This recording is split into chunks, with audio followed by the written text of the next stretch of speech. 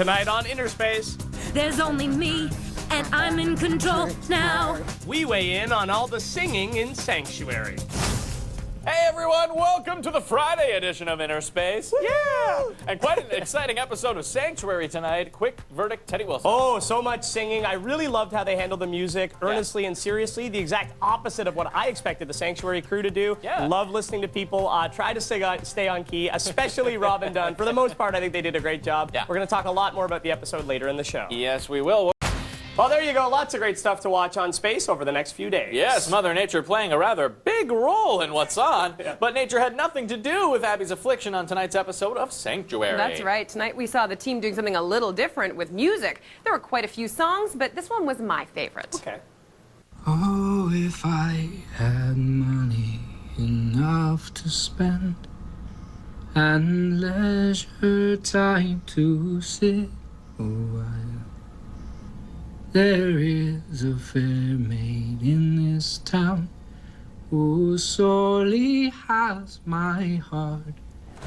There you go, a highlight of the episode. And over the past couple of episodes of InnerSPACE, we've been, teeing up how excellent a singer Ryan Robbins actually is. So I wasn't surprised. But you seem to really enjoy this moment. Why did you love it so much? I felt it really worked. I mean, in the context of the musical episode, it was the thing that worked the best for me. I think his voice was amazing. I really liked the fact that there wasn't this kind of musical backdrop that comes swelling up He didn't unexpectedly. need music. He's on. Of course, Yeah. he was totally a cappella. It worked. I mean, I do have to say about this episode, I loved everything about it, except for the musical Interesting. parts. I really felt like, although they were great singers, and I think that I liked the fact that it sort of added an extra layer of drama, potentially, I'm not a person who's into musicals. Right. So for me, it kept pulling me out of the story, which I thought was already dramatic enough. It was a great episode, but Yeah. the music didn't work for me.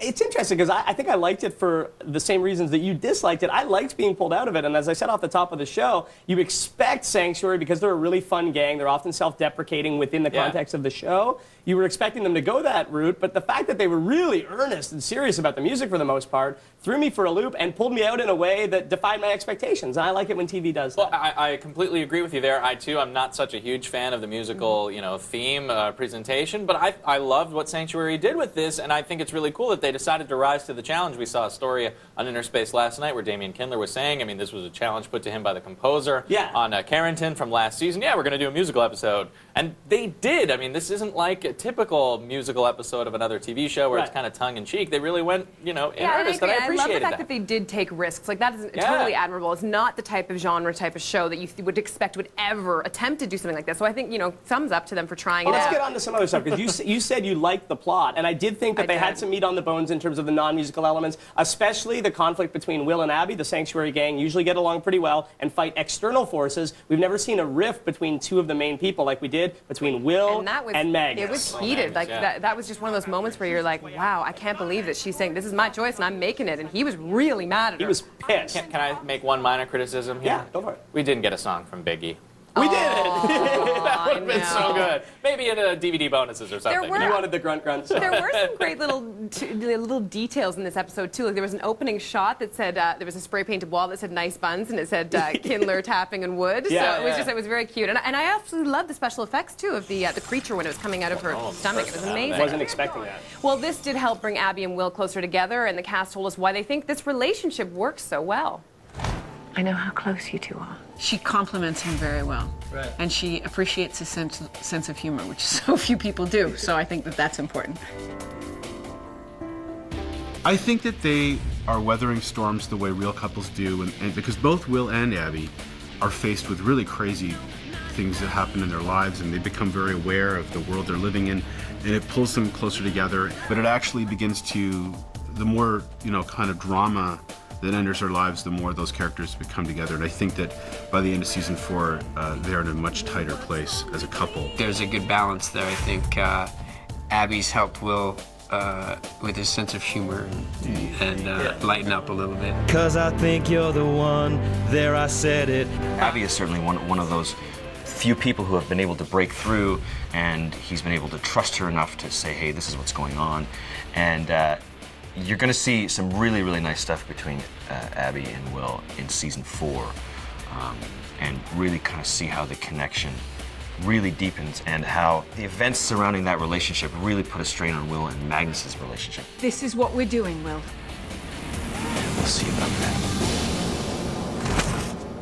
I'm a romantic, but I like Will and Abby together. But here's my thing. There was a scene. Let's pull it up there. There he is. He's leaving the room with Abby, and he gives her a look. Is that look that we just saw that he gave her, is that, I love you and I want to be with you forever, because he did say in one song, you're the one, there I've said it. Yeah. Or is that look, alternatively, I can't be with you anymore because I'm too dangerous? Which is it? I think Will may at some point have to choose between Abby and his job. I think you're right. I think in many cases in relationships, we know just in reality, when you have somebody who has a really high risk, high stress job, it's hard to keep that relationship working with another person. So, and we notice that the rest of the people, Magnus is single. Yeah, you know? it's true. Well, here's the thing, though. Magnus isn't Will. Will is Will Zimmerman. He's incredibly smart. Magnus even said, I could leave the sanctuary in your capable hands. I think this is the guy who might be able to manage, a really intense work life and personal life, especially if his personal life partner happens to come aboard and work at the sanctuary so they can have their romance and, moments of downtime when there aren't so many abnormals to chase down. Well, there's that. Well, that's an intriguing possibility to me. But we know from real life when one person in relationships has a more dangerous job or even a busier job, the other person, and hopefully they decide this as a couple, often cedes to their lifestyle a little bit. Abby's an FBI agent. Will works at the sanctuary. Those cannot go together, I don't think. Oh, that's interesting. No. So for a long time. Got to leave the FBI and join the sanctuary. Well, I mean, I just want to be barefoot and pregnant at home with the kids. What are we, in 1945? What's going on make here? it work, there has to be some compromises. Can I really quickly say my favorite line in the episode was Will saying, I can handle monsters, I can handle death, I can't handle singing. Well, we asked what line. you think about the Will-Abby relationship, and here's what you had to say.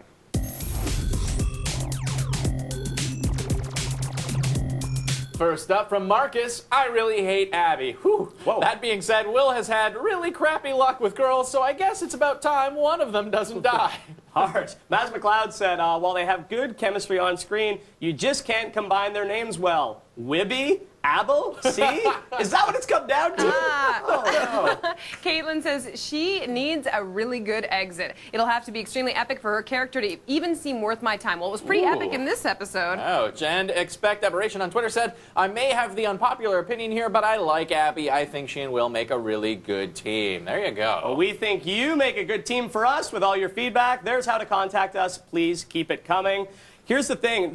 Part of the reason why I think the relationship can't work unless one of them leaves their job is also part of why I like Abby. She's a strong character, and she's not just saying, oh, yes, Will, I'll leave my job from the FBI. She's hard-nosed about it, even infringing on his territory with work. Yeah, right? no, I agree. I like that. I was going to say, I mean, you need strong, female characters on science fiction, and it's great to see Sanctuary adding another one who isn't just going to, completely give in, accept everything. She's standing her ground. She also stayed on key. Yes. Yes, she did. Stand your ground and